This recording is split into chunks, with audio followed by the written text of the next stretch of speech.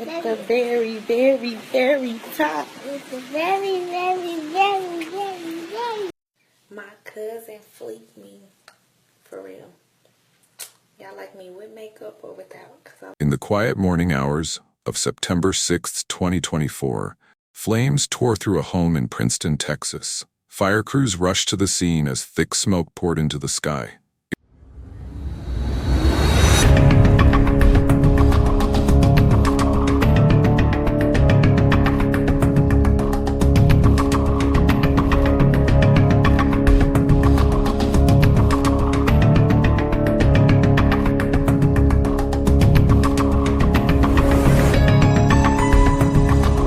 The residence of Delisha Evans, a 32-year-old entrepreneur and mother of two. Neighbors stood stunned on the street as firefighters battled the blaze.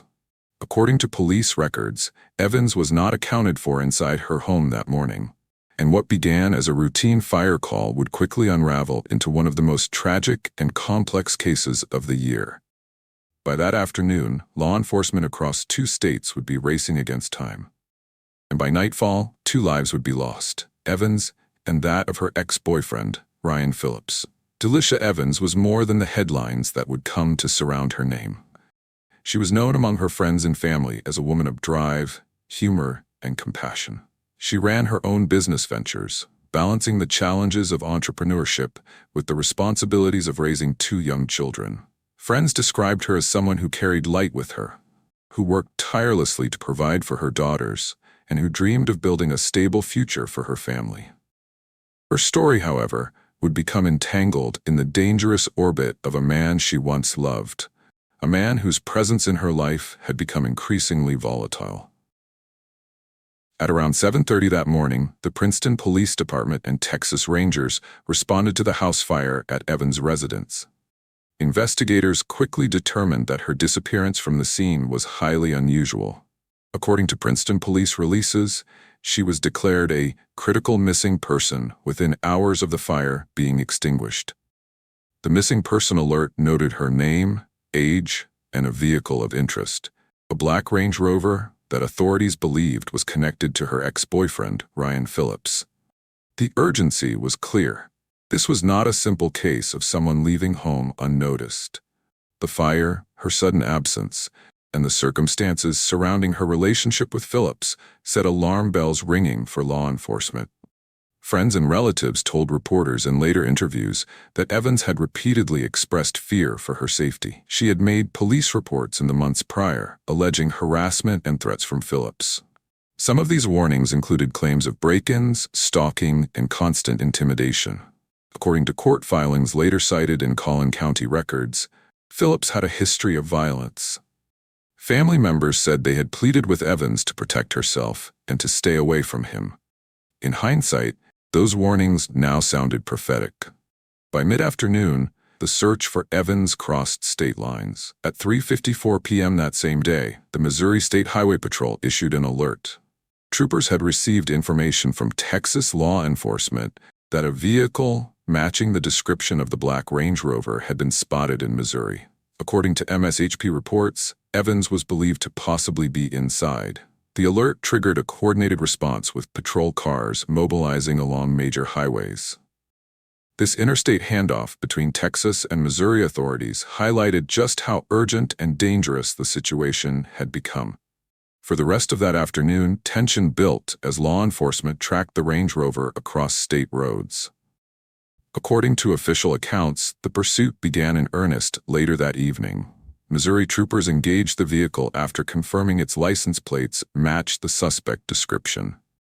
The chase escalated quickly, with speeds reaching dangerous levels as the Range Rover swerved through traffic. Police said the driver, identified as Ryan Phillips, refused to stop, leading officers on a desperate pursuit. Witnesses recalled seeing flashing lights streaking down the highway, the chase pulling more patrol cars into its orbit. The pursuit came to a violent end. The Range Rover rolled over in a crash that left the SUV mangled on the roadside. Officers surrounded the vehicle as smoke and dust filled the air. Gunfire rang out in the aftermath of the rollover, with police later confirming that shots had been fired during the chaotic scene. When officers approached the wreckage, they found Ryan Phillips dead inside. And in the passenger seat, they made the discovery that friends and family had been dreading all day. Delisha D-Day Evans was also inside the vehicle. According to the St. Louis County Prosecutor's Office, Evans was pronounced deceased at the scene. Autopsy notes confirmed her cause of death, though out of respect for the family, officials released details cautiously. What was clear from police reports was that she never made it out of that vehicle alive. The chase, the gunfire, the crash, it ended not only with the death of the man who had tormented her, but with the loss of a woman whose life had been filled with ambition, love, and resilience. News of Evans's death spread quickly through Princeton, where community members gathered in shock. Candlelight vigils were held in her memory, with neighbors and friends speaking about the kind of person she had been. Her obituary described her as a loving mother who lived for her children, who carried herself with grace, and who left a lasting mark on those who knew her. Social media filled with tributes, photos, videos, and heartfelt words celebrating her life while grieving the way it had ended. For many, the story seemed complete: a house fire, a missing person, a multi-state pursuit, and a deadly crash. But the case did not end in 2024. In April of 2025, a new twist emerged that reignited public attention. According to Collin County court filings, authorities in Phoenix, Arizona arrested a man named Travis Allen Mitchell. He was extradited to Texas and charged with tampering with or fabricating evidence with a human corpse. The charge, deeply unsettling in its nature, linked him directly to Evans' remains. Prosecutors alleged that Mitchell's actions after her death interfered with the handling of her body and the investigation that followed. The details of this charge were outlined in filings released to the press, and they underscored the disturbing complexity of the case. This was no longer a story confined to one man's violence and one woman's tragic death. It had broadened into a legal saga involving others, months after the crash had made national headlines. The tampering charge was a reminder that justice is not always immediate or straightforward. It also highlighted how investigations into violent crimes can uncover deeper layers long after the public has moved on. For Evans' family, this new development reopened wounds that had barely begun to heal.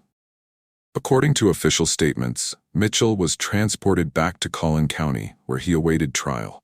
The case against him remains ongoing, and the outcome will determine how the law accounts for his alleged role in the tragedy. In the months following her death, the community of Princeton and beyond rallied to honor Delisha Evans' memory. Fundraisers were launched to support her children. Friends organized memorial events where her name was spoken alongside promises to fight for greater awareness of domestic violence. She deserved better, one family member told reporters. She should still be here, raising her girls, building her business, living her life. Evans's death underscored the dangers of intimate partner violence and the challenges law enforcement faces in protecting victims. Despite multiple reports and warnings, despite friends and family urging her to stay away from Phillips, Evans still found herself in a situation that proved fatal. Her story has since been used by advocacy groups to push for more robust protections for women in similar circumstances. According to the National Domestic Violence Hotline, nearly 1 in 4 women in the United States will experience severe intimate partner violence in their lifetime. Evans's story is one of countless tragedies, but it is also a rallying cry for change. From the house fire in Princeton to the high-speed chase in Missouri, from the crash that ended 2 lives to the courtroom in Texas where new charges were filed, the timeline of this case is as heartbreaking as it is complex. It is a story that demonstrates how quickly domestic violence can escalate, how thin the line between life and death can become, and how deeply communities are scarred when those warnings are not heeded in time. By the summer of 2025, the name Delisha D-Day Evans had become more than a headline. It had become a symbol of resilience cut short, of a family forced to grieve in public, and of a community demanding answers. Vigils continued to be held, obituaries continued to be shared, and legal proceedings in Collin County ensured that her name remained in the public record, a reminder of the justice still being sought. As this documentary closes, it is important to remember that Evan's story is not just one of tragedy, it is also one of warning. Domestic violence leaves scars long before it takes lives. The people closest to victims often see the danger first, but too often the systems in place fail to protect them. Evan's death is a testament to the need for stronger interventions, faster responses, and broader awareness. If you or someone you know is experiencing domestic violence, help is available. The National Domestic Violence Hotline can be reached at 1-800-799-SAFE. In Texas and Missouri, local support organizations also stand ready to provide shelter, counseling, and advocacy. Evans's story may have ended in tragedy, but telling it now, with respect and clarity, may save someone else tomorrow. From a house fire at dawn, to a fatal chase by night, and from a courtroom charge months later to the flickering light of candles held high in her memory, the story of Delisha Day Evans remains a haunting reminder of the dangers of intimate partner violence and the urgency of change. She was a mother, a daughter, a friend, and a dreamer, and she should still be here today.